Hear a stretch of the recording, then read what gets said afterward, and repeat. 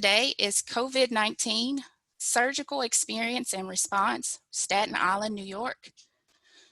Our presenter today is Dr. Indranil Mukherjee.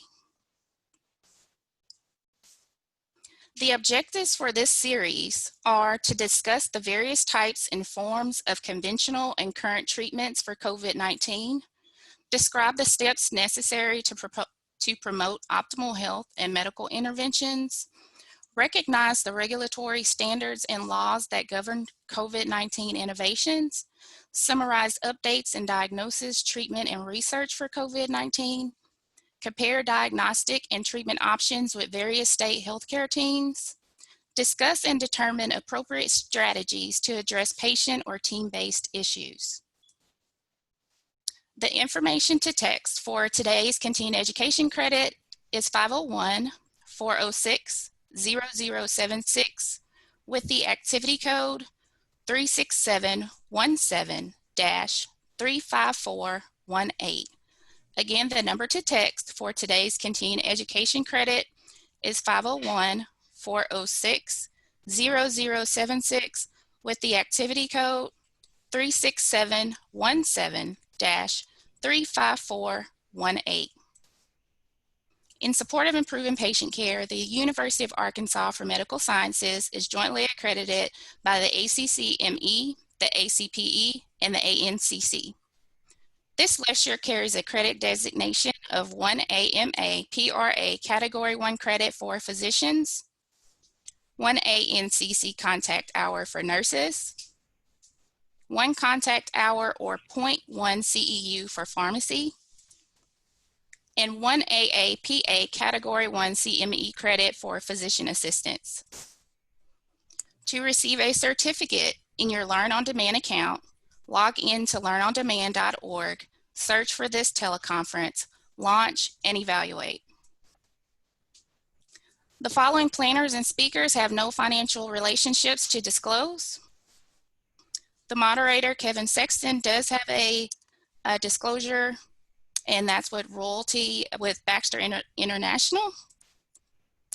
And again, the number to text for today's continuing education credit is 501-406-0076 with the activity code 36717-35418. A little bit about our moderator for today. Dr. Kevin Sexton is an associate professor in the Department of Surgery with secondary appointments in the Department of Biomedical Informatics and the Department of Health Policy and Management at the University of Arkansas for Medical Sciences. He also serves as Associate Chief Medical Informatics Officer for Innovation, Research, and Entrepreneurship at UAMS. And he is also the Associate Director of the UAMS Institute for Digital Health and Innovation. And the voice that you'll hear after mine will be that of Dr. Sexton. Well, thank you, Amber, and thanks everyone for joining us today. I'm so glad we get to spend this time together, and it's my pleasure to introduce Dr. Indranil Mukherjee, Assistant Professor of Surgery at the Zucker School of Medicine and Associate Program Director for their fellowship. His clinical interests, and he'll go into his background and training, are all things foregut, hepatobiliary, and in the short time that I've gotten to know him, things that we have talked about that resonated with me. He went into general surgery because he wanted to get a breadth of experience, and he is extremely passionate about education, both residents, fellows, and medical students alike. And so I'm excited to have him here and join us. A few things for today's session. Feel free to put any questions in the chat. Amber and I and Brian will be monitoring that as we go through. And you can ask questions to me directly or someone else. And throughout the talk, we have some time for those. Or if none happen during the talk, we'll save them all for the end. And so without further ado, here's Dr. Mukherjee. Thanks, Kevin. Hello, everybody. I'm Neil Mukherjee from Staten Island, New York. Let me share my PowerPoint. And here we go.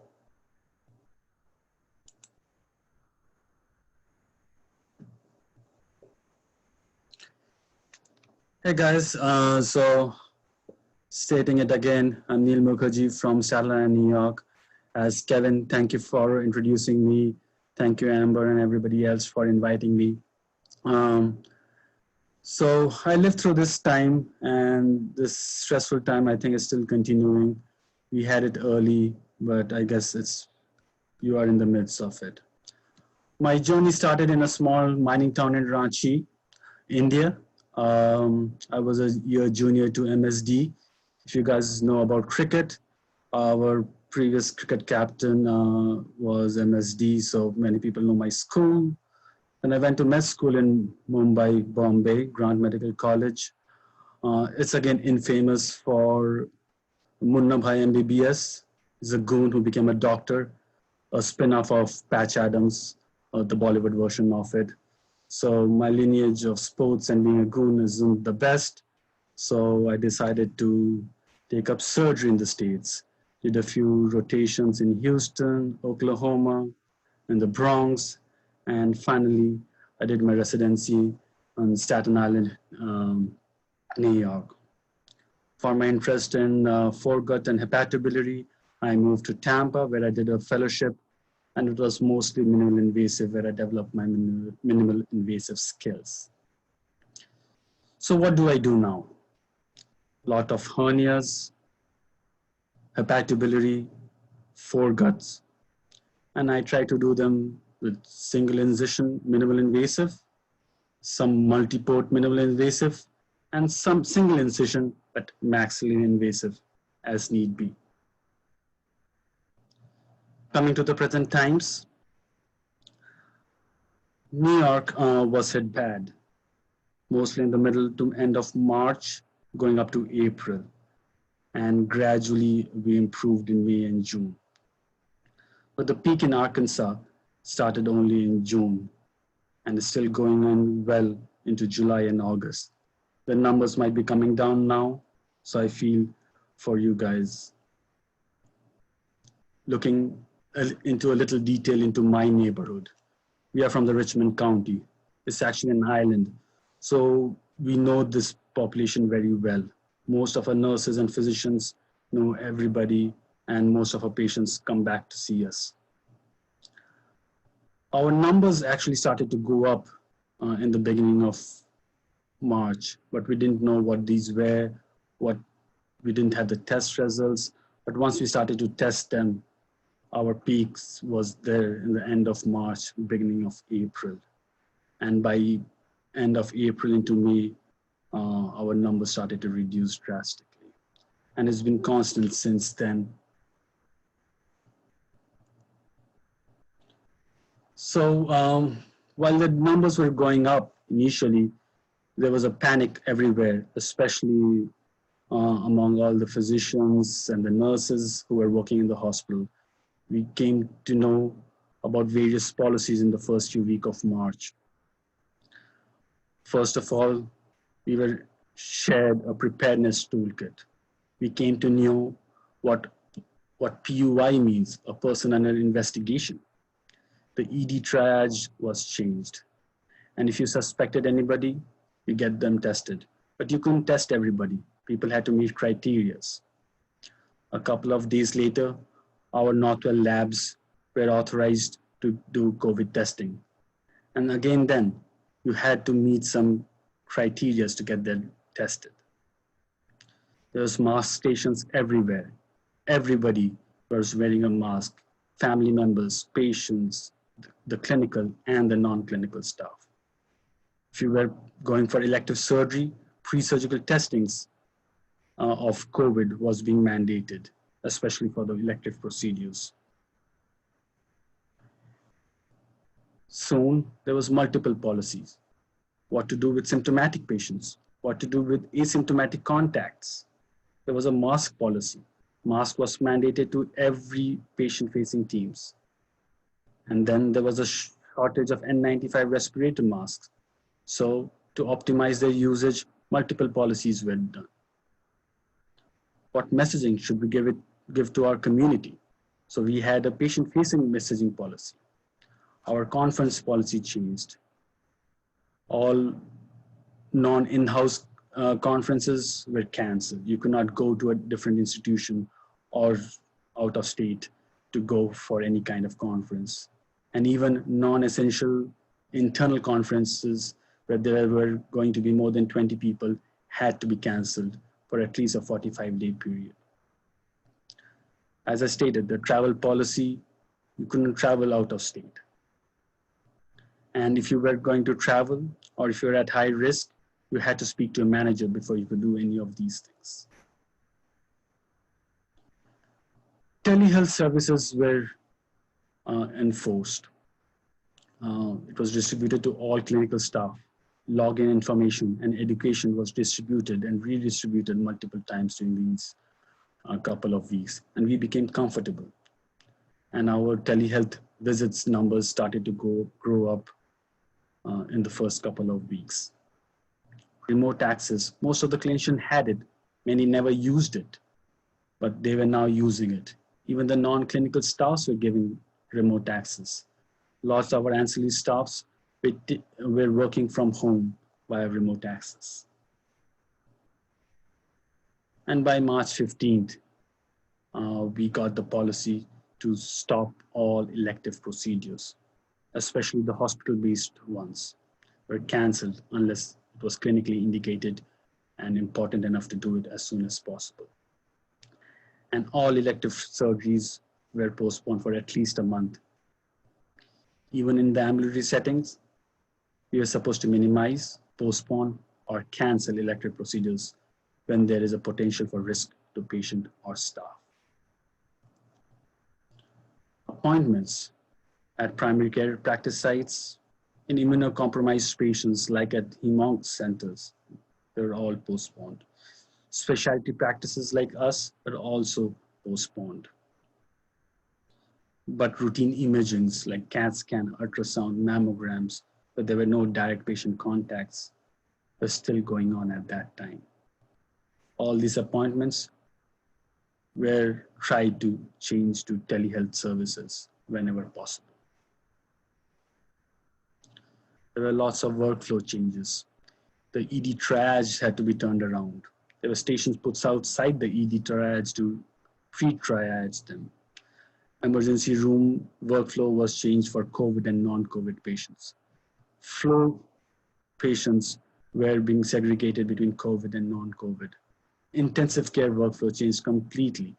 Operating room workflow for COVID patients, PUI patients, and non-COVID patients were changed.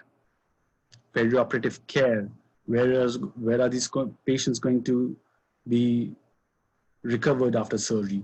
All these things had to be changed drastically. In our OR, smoke evacuation became a big headache.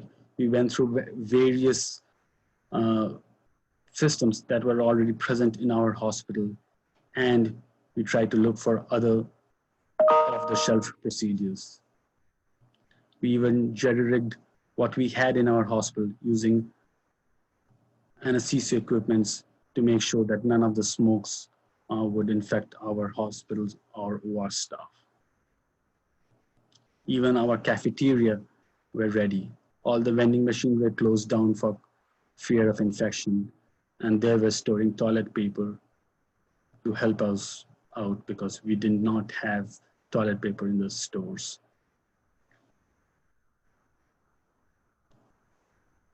But in spite of all these preparations, things were not going as smoothly as we were expecting.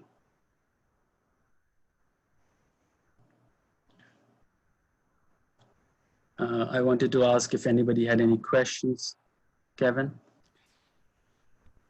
Yeah, I don't see any in the chat yet. So I think it's safe to keep rolling, and anyone feel free to drop questions as you have them or they come up. So in spite of all this preparedness, something happened. I had a fever late in February, and I thought hopefully it was COVID, and but we blamed it on the influenza contact. I wear a smartwatch, and I could see my heart rate going up even before I had symptoms. And then my fever started. I started to have fevers, got myself tested, and I had COVID on a PCR swab of the nasopharynx. Got better after a few days, but then I had a fever for straight 7 to 10 days. In that meantime, I stayed at home, quarantined myself at home. I lost 10 pounds, but sadly, I regained it back. But during this process, a lot of things happened. The whole state went on pause. All non-essential businesses were closed down. Transport closed down. There were no cars on the streets of New York and on a busy Monday mornings. During these times, protocols were made for ED, the floor, and the ICU. And every couple of days, these protocols were being upgraded. Lots of trial protocols were initiated for trial drugs, and many were recruited into these trials. But the number kept going up in spite of our best efforts. So we had to bring in the redeployment policies. Initially, it was thought that our numbers would go up really high. And so they recruited all the faculties and fellows, and they were eligible for redeployment. They would begin as soon as they need be, and the redeployment was supposed to be there for 6 weeks. They were supposed to follow the schedule of the unit they go to. And because our system has 23 hospitals, we could be deployed to any of the other hospitals. They would ensure that we would have housing. Consideration was definitely given to the location where you stay, your age, your health, and other social factors. They were mindful that most of our faculty had families at risk. They knew that you might be deployed to a place which would be out of your area of practice. So training, support, orientation were matched to your skill set. And if you decline reassignment, you're eligible for paid time off or even an administrative leave. On Staten Island, our surgical faculty has lots of general surgeons and surgical specialties, including pediatric surgery, trauma, colorectal, MIS, bariatric, oncosurgery, breast, plastic, and vascular. Ancillaries like orthopedics, neurosurgery, cardiothoracics, and OBGYN. So we have a lot of specialties here, distributed among 2 hospitals. The north side, which is the specialized 490-bed acute care hospital, where there's always an in-house trauma and acute care surgeon, and all the subspecialties take home calls. The south side has 112 beds with a general surgeon taking home call. We have a shared ICU between the surgical and the medical ICU. Other intensive care units included burn, coronary care unit, cardiothoracic unit, and the vent unit. Intermediate care units are like CEU, F9, ED3, neuro unit, and the telemetry. Coming to our surgical family, lots of changes had to be made. All the trauma surgeons were transitioned exclusively as intensivist. A trauma intensivist was taking 72-hour shifts, going home just to take a shower or change of clothes. Subspecialty surgeons were taking trauma or acute care general surgery calls. The pediatric surgeon, the colorectal surgeon, the MIS, bariatric, oncosurgeon, breast surgeons were taking trauma calls. The acute care surgeons were rounding on the trauma service, and gradually all the clinical general surgery teams merged into one team. The subspecialty surgeons were taking weekly calls to reduce the transmission so that all the service lines could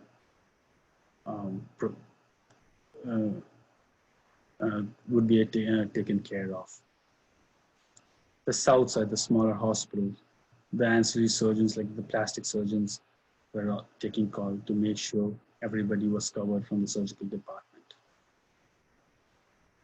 We have a surgical residency, and they are the backbone of our department. They are clinically distributed among 4 teams. We have 3 fellows, 2 vascular, and 1 minimal invasive surgery fellow. 4 chief residents this year, 6 PGY3 and 4, 5 PGY2, and 9 interns. We also have 9 PAs in the general surgical team. One of them were deployed to the surgical ICU for 2 months because of her previous experience. 2 were redeployed to the COVID units, and 6 covered the floor and the call or the line team with the rest of the residents. Normally, in the weekdays, we have everybody in-house. Weekend days, we just have 1 chief resident, a consult resident, usually a 3rd or a 4th year, an ED intern, and a 4 intern or PA. So 4 floor intern or PA. The night, this goes down to 1 floor or intern on the floors. You have a surgical ICU team and a South team comprised of 2 residents. But during COVID times, we had to consolidate.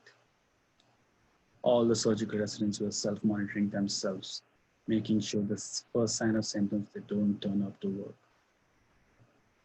We had to make a line team during the days, which I'll go into in a while.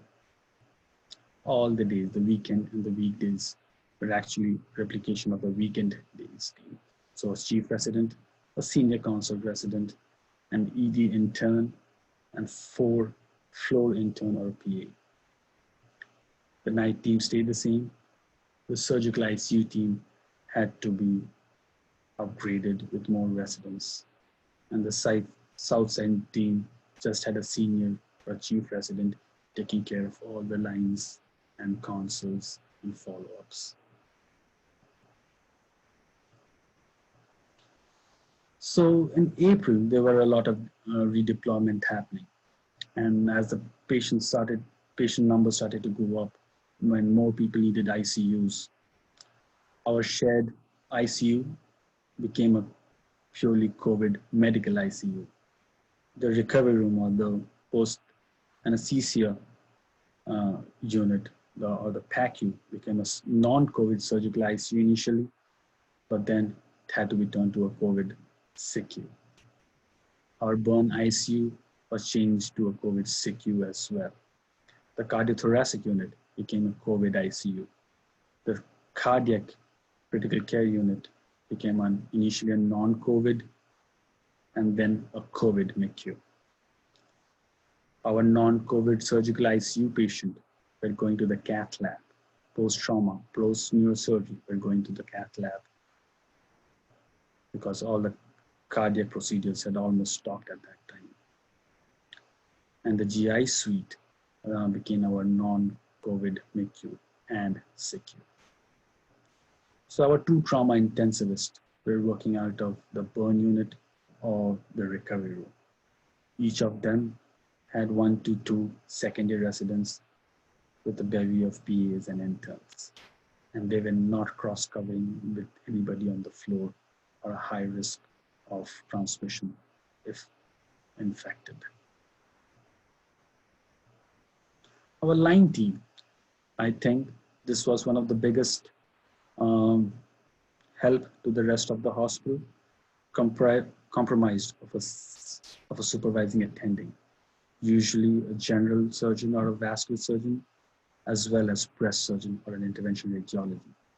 We had 1 senior resident or a fellow in it and 2 junior residents. And they covered all the hospital, the south side and the north side, with arterial lines, central venous catheters, hemodialysis catheter, and chest tubes. So they were putting in 20 to 30 catheters each day. And it was not possible for the medical intensivist or the residents to be able to place so many of them.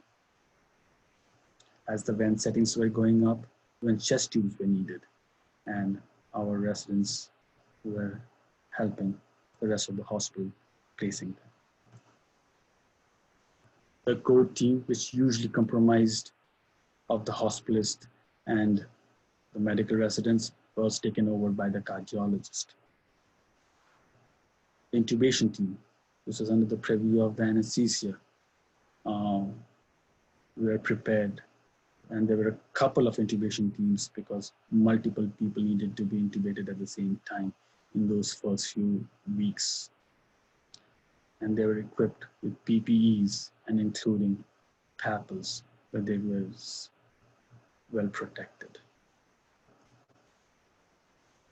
The biggest innovation was the communication team. Very, very early, the hospital and its staff realized that it was extremely challenging to communicate with the caregiver, the patients, and the family. And therefore, there was a banding of the communication team. It started in the establishing intensive care units, extended to the new intensive care units, and then the COVID units. All faculty, other than the intensivists, were in it. It used to be a 1-week rotation, and they were supposed to round with the attending intensivists, which could take hours because of the complexity and the number of patients, both with the intensivist or with the hospitalist. And then after that, you had to call up the family, update them about all the changes, knowing that people at home were either recovering or getting worse. So you were actually triaging some of the family members at home as well at the same time. To quote one of my senior partners, he said, after the communication team was disbanded, it is eye-opening to see as to how much pain and suffering the patients and the families are going through. I personally find it so stressful to see the effort of the staff that's pushing on every day, and to know they have been doing this for weeks and it's still going on is seriously humbling. The next innovative team was the proning team. After the first few weeks, we realized that proning was actually beneficial to people. We are proning intubated patients and non-intubated patients, and we needed help to do that. So we banded a proning team, which comprised anesthesia and people from neurosurgery or orthopedics. We had attendings, physician assistants, scrub techs and OR nurses who help in neurosurgery and orthopedics. They would get a list, they would prone them in the afternoon, and then unprone them in the morning so that they could be evaluated and cleaned by the intensive care team and the nurses. We had a federal psychiatric facility nearby, and it became our third hospital, calling it the SIUH East. It was run by the emergency department and transformed partially into a small COVID center. For non-critical patients, our surgical mid-level providers and the OR staffs were deployed to that unit, while our ORs and the surgical volumes were down.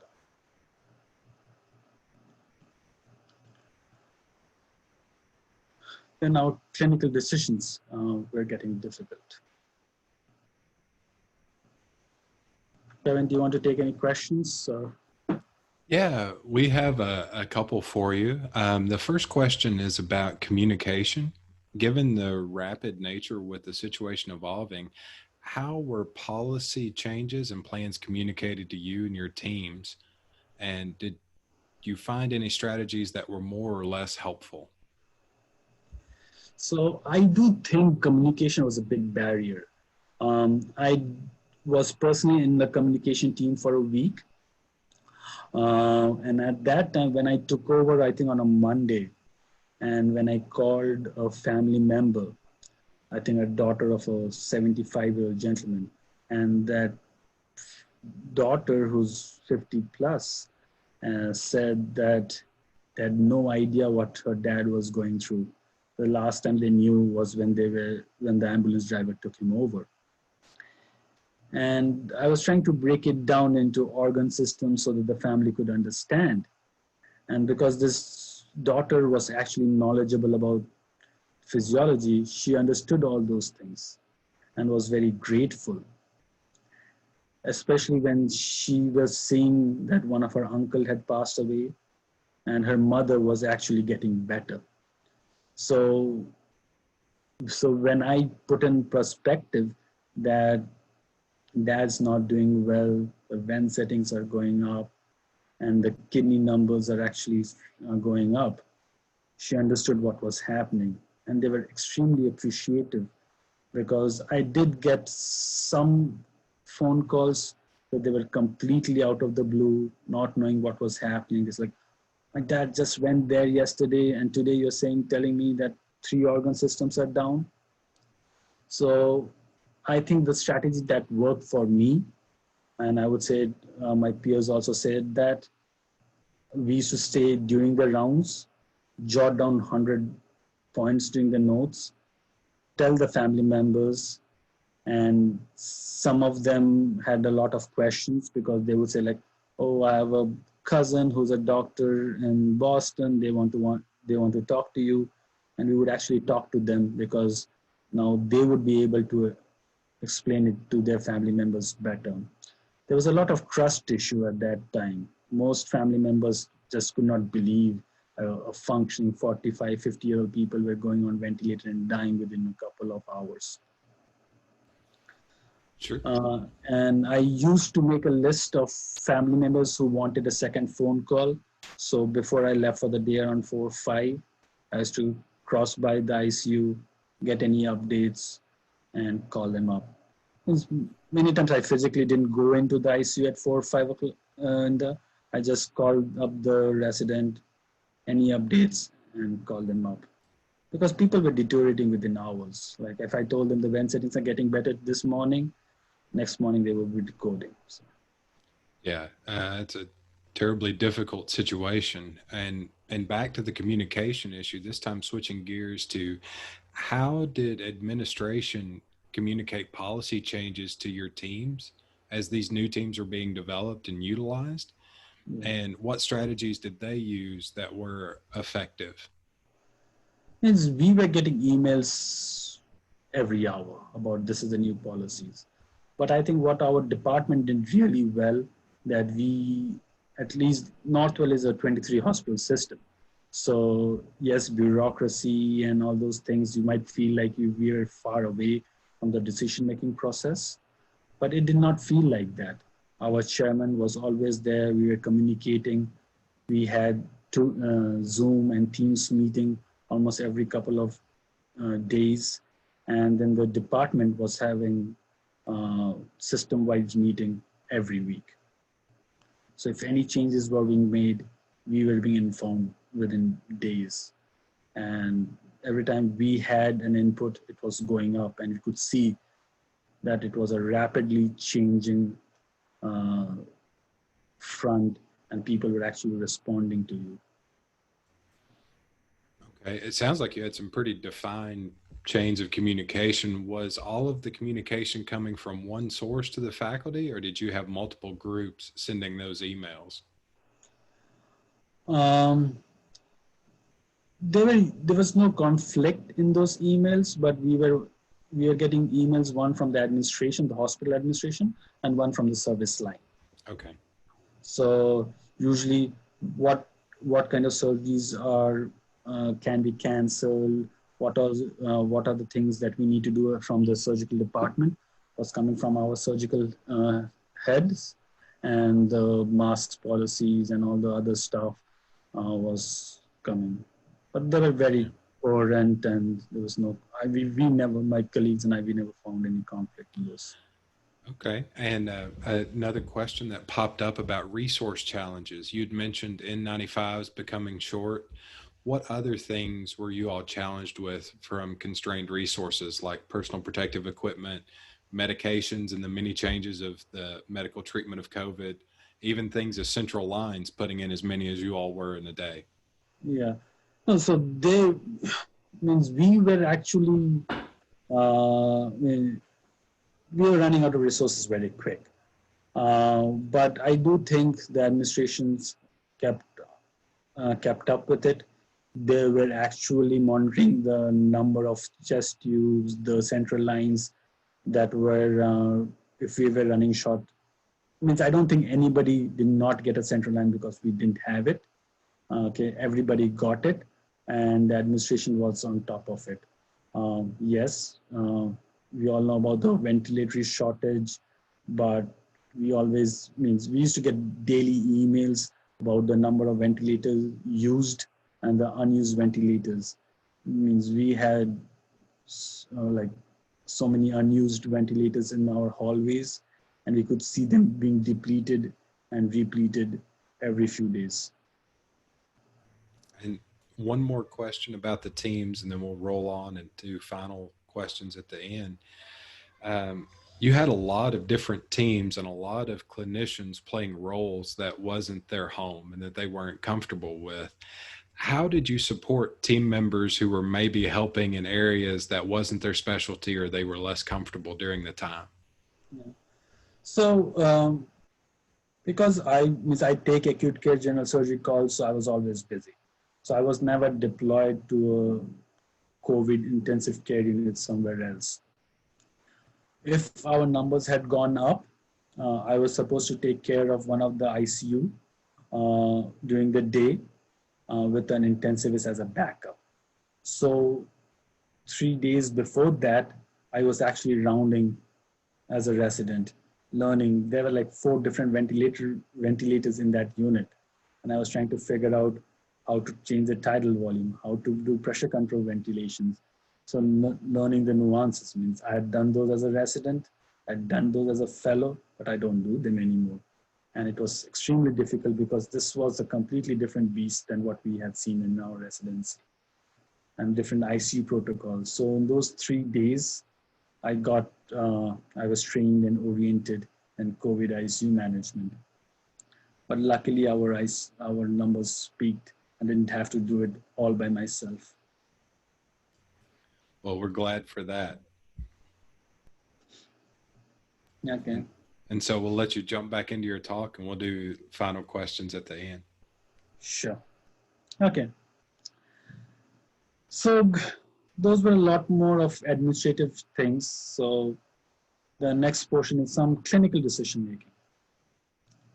We are still doing emergency procedures. If somebody came with peritonitis, they got surgery. You cannot not operate on free air peritonitis. You have to operate on that. The number of appendicitis definitely reduced. Many were treated with antibiotics and discharged for elective surgery later on. Most of the acute cholecystitis that came in the month of April were treated with antibiotics and sent home for elective surgery later on. People who came with gallstone pancreatitis had an ERCP, ducts cleaned out, and then discharged for elective surgery. We then did start to see late presentation of such diseases. There are a few people who came in with perforated appendicitis, gangrenous cholecystitis, because they were sitting at home 3, 4, 5 days with pain and fever, refusing to come to the ED because of the fear of that infection. But as the days progressed, we became comfortable wearing PPEs, having negative pressure rooms in the operating room, and we started to do appendicitis and cholecystitis and started to do them right through the ED, do it, send them home without admitting them, saving them a lot of trouble and avoiding them getting cross-infected.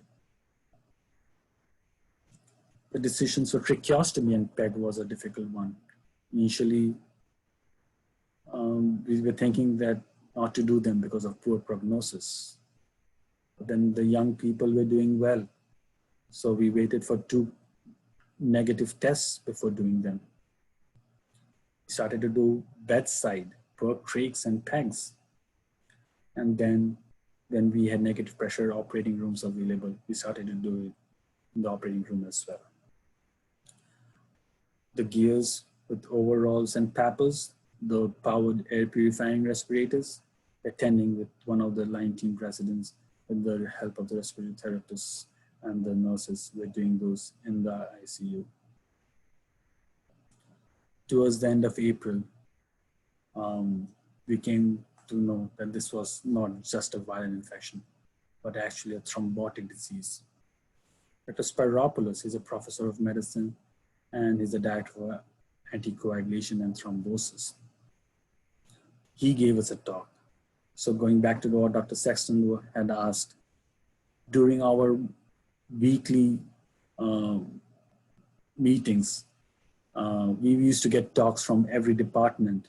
So on this day, Dr. Spyropoulos gave us a talk that how important anticoagulation is, but actually prophylaxis, even if they are doing well.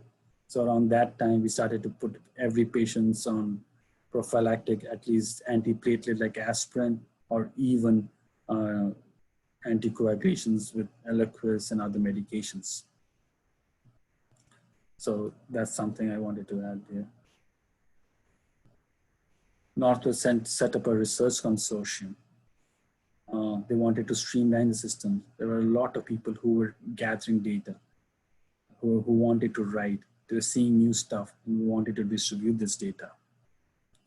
So this consortium got all the resources together and tried to help every researcher with idea consolidation, project management, statistical support, data coordination, librarian services, and various other methods.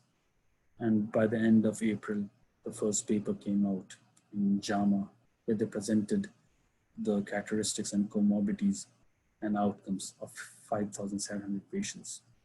And that's when was the first time when we figured out the calamity that we were in and what was happening in New York. But towards the end of April, our numbers started to go down, thankfully. And we started to plan our recovery phase. A memo went out on April 26th, stating these are the things that we needed to do.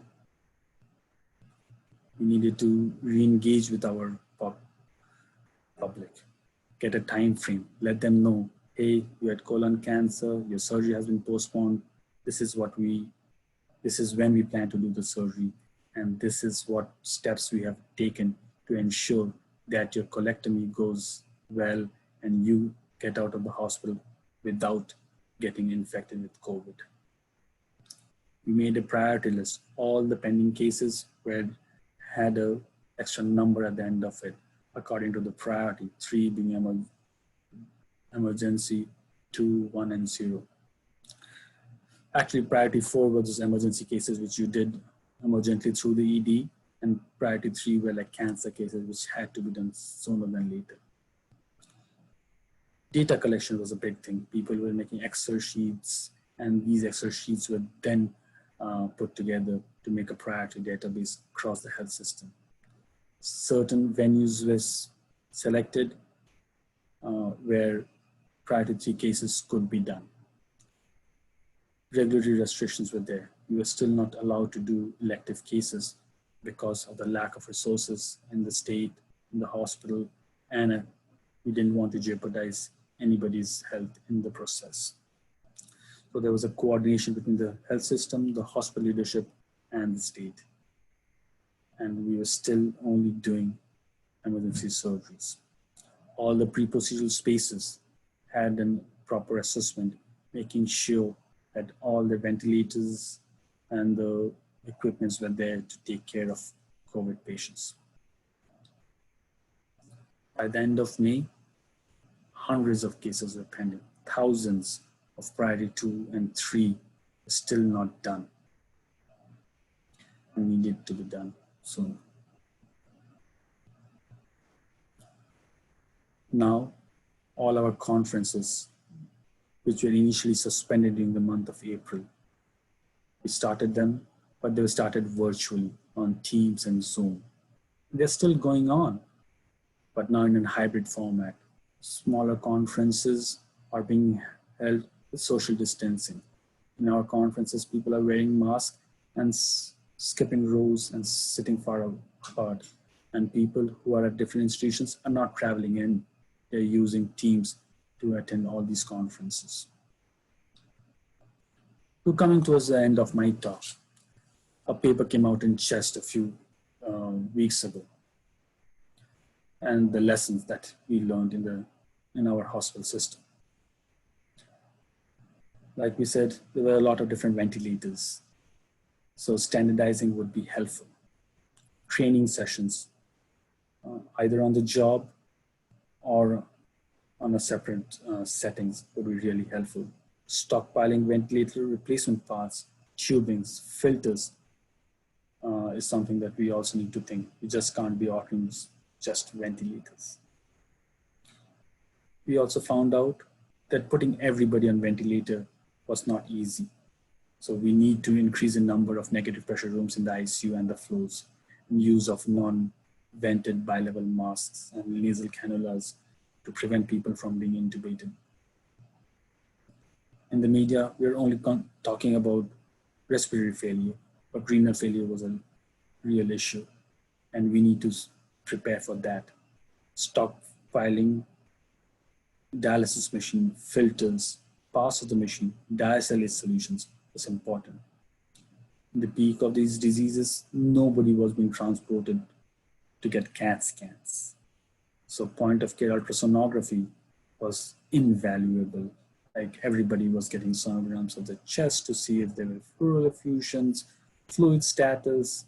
The residents on the floor were checking if they had hydronephrosis, ascites. Everything was done by bedside ultrasounds. Going back to the previous questions, pharmacy had a big multidisciplinary team, and that really worked. We were running out of multiple sedatives. Substitutes needed to be used, and these substitutes the ICU was being informed about them, so that those appropriate substitutions were being made in time, actually, when there was a shortage of these things. And development of standardized order sets. And towards the end of April, there was orders, towards the end of March, going into April, we had order sets for ICU patients as well as floor patients, so that we could standardize all these things, make it easy for the residents as well as pharmacy to follow through. PPEs, distributing them and tracking them. How long can you use them? When to dispose, where to get it. All of these things were learned on the job.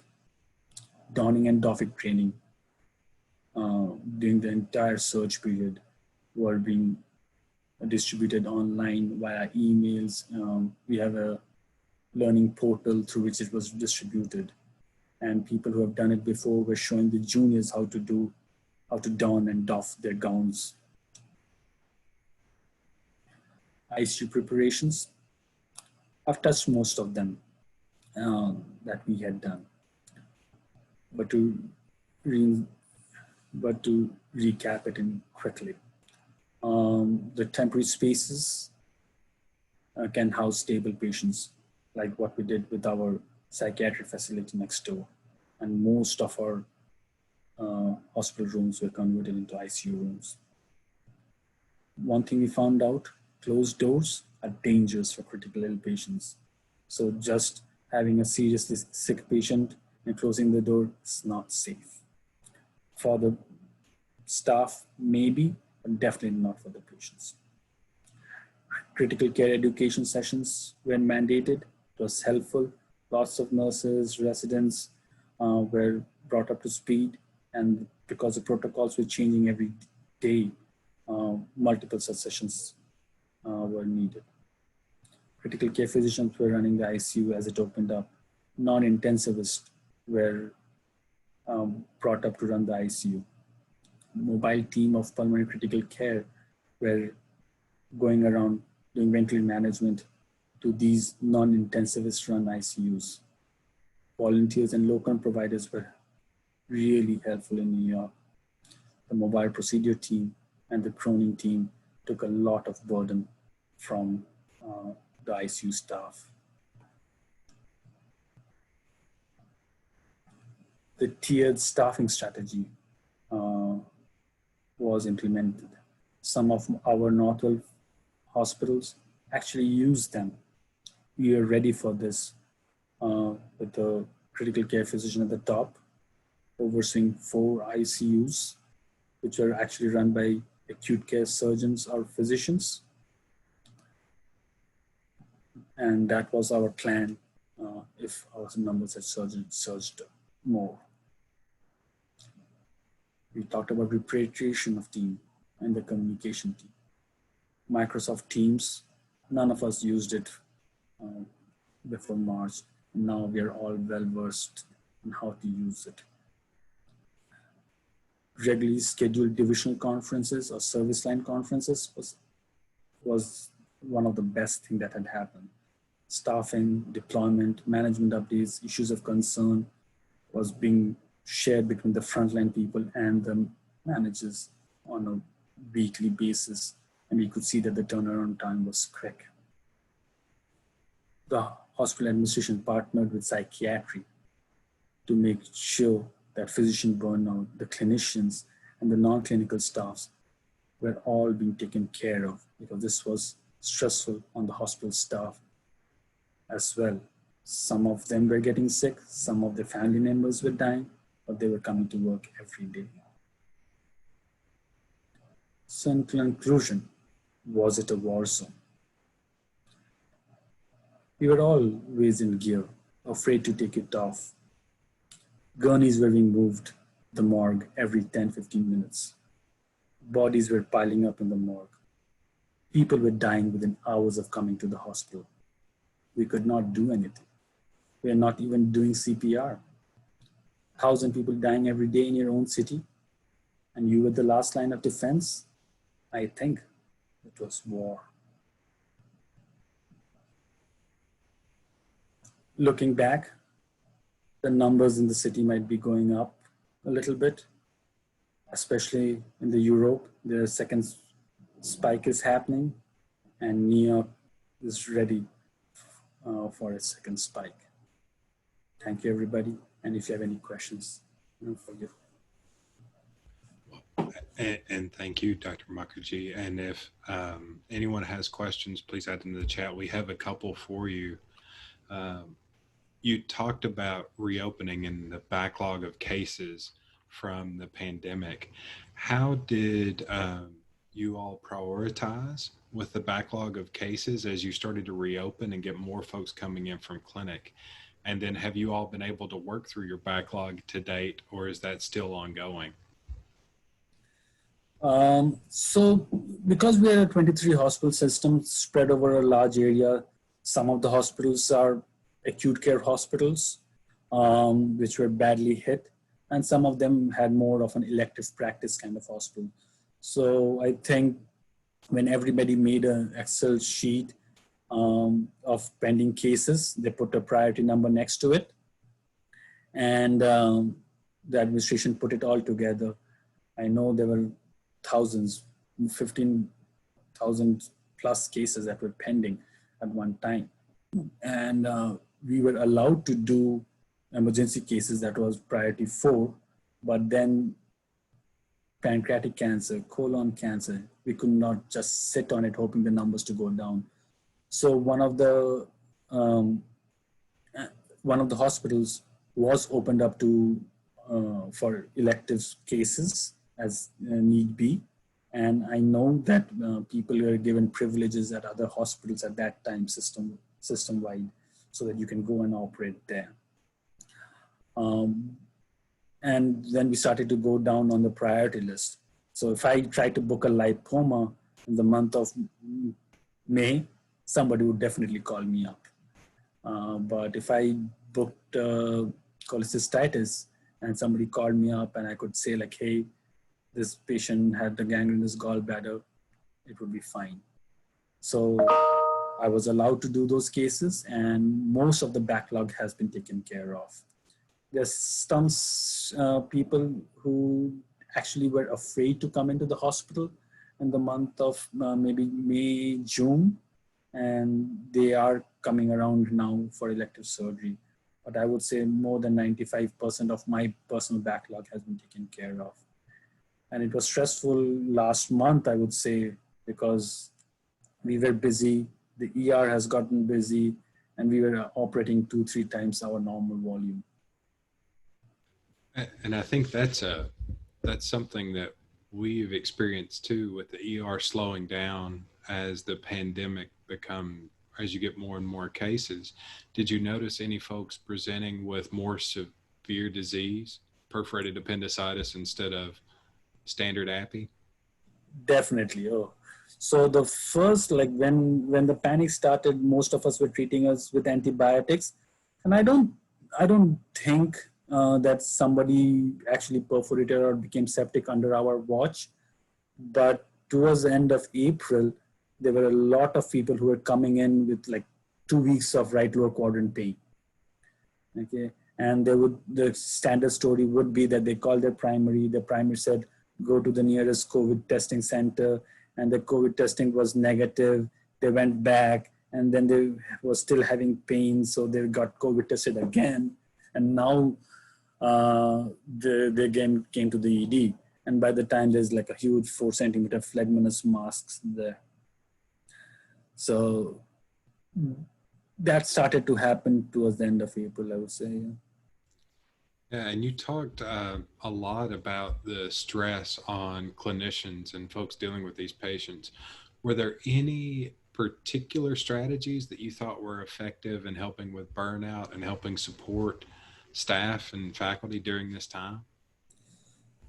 So I'm a part of the wellness group in the Northwell system as well. So one thing that really worked, I think, was colleagues had the time to talk to each other. So even if the physicians, like as surgeons, we were not super busy, but mentally we were exhausted. But talking to each other was helpful. And then from the wellness group, we were actually calling up other people in the system, random clinicians that we have never met before, speaking to intervention radiologists from a different hospital, cardiologists from a different one, and I said, hey, Kevin, how are you? Doing okay? And somebody said, like, my 97-year-old grandfather has died, something has happened, and just checking up on them. I think that was a good gesture which our wellness community did. But there was a lot of support from the psychiatric department, talking about meditations. We have something, I don't know, the code purple. If you're having problems, if you're thinking that the stress is too much, there were people in the hospital. There was an 800 number that you can call to. You can email, talk to people. And I think people banded together to help each other out. And during this time, you talked about telemedicine and increasing the number of virtual visits, sometimes with technologies that you hadn't used before. What things did you find helpful with moving more of your visits to virtual? And surgeons are we're a little bit behind when it comes to our primary care colleagues in doing virtual visits. And did you find anything particularly effective for surgical patients? I would like to give a pass on it. I don't think we are doing good. Okay. Means we started to do virtual visits, but the hospital has its in-house software, which people have to download, have to learn. The front desk office staff has to tell them what to do and all those things, which is a big learning curve. There are other softwares out there which are much better. People would rather FaceTime or WhatsApp rather than use those things. And gradually those changes are happening, and now they don't have to download it. So now the patients just get a link and they click on it. But again, a 75-year-old patient who needs his colostomy reversed is not going to click on a link to do a virtual visit. And I do think there's a lot of learning for the physicians. We like to touch and feel the hernia, feel what's going to happen. Getting a consent for a colectomy or a gastrectomy it's not easy on a virtual visit. My GI colleagues, they are seeing patients and booking colonoscopies every week. But for me, I mean, I just have to see them physically to consent them for a hernia surgery. Well, it definitely adds challenges, even a simple thing as getting a signature electronically. Yeah. Absolutely. A lot of our forms were made, like when the patients come in, they have to physically fill up on the form. So now we email them out and even mail it a week ago so that they fill it up. So actually some new patients, I get a printout that, oh, this patient is 45 years old. These are the medical problems. These are the medications, even before the patient actually comes in. So things are improving. I think the service line did some changes, and that's modernizing healthcare.